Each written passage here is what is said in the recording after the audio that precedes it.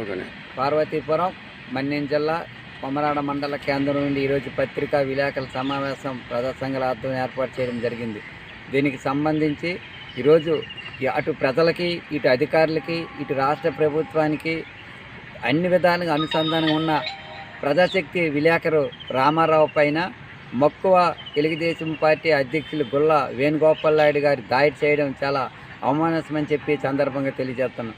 ఎందుకంటే ఈరోజు పత్రికా విలేకరులు అంటే ఈ సమాజంలో కానీ పెద్ద గౌరవం ఉన్న వ్యక్తి. అలాంటి సందర్భంలో ఆయన ఏవైనా అక్కడ పనులు సక్రమంగా జరగకపోయినా, ఏదైనా అవినీతి జరిగినా, ఏదైనా ప్రజలకు సంబంధించిన పనులు ఏవైనా నాణ్యత లోపంగా ఉన్నా, ఏవైనా ఉన్నా అవి అధికారుల దృష్టికి, రాష్ట్ర ప్రభుత్వం దృష్టికి తీసుకెళ్తున్న సందర్భంలో ఈరోజు దాడి చేయడం అంటే చాలా అన్యాయం అని చెప్పి తెలియజేస్తాను. ఏదేమైనా ఈ రాజ్యాంగంలో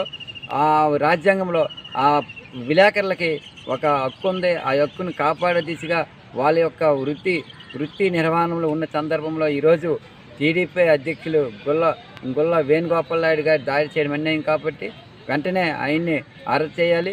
ఇలాంటి దాడులు భవిష్యత్తులో జరగకుండా చూడాలని చెప్పి కోరుతున్నాం. ఈరోజు కూటమి ప్రభుత్వం అంటే అటు అందరికీ కూడా గౌరవం ఉన్న సందర్భంలో, ఇలాంటి సందర్భంలో ఈరోజు ఈ విలేకరుల పైన దాడి చేయడం అనేది మేమందరం ఖండిస్తున్నాం.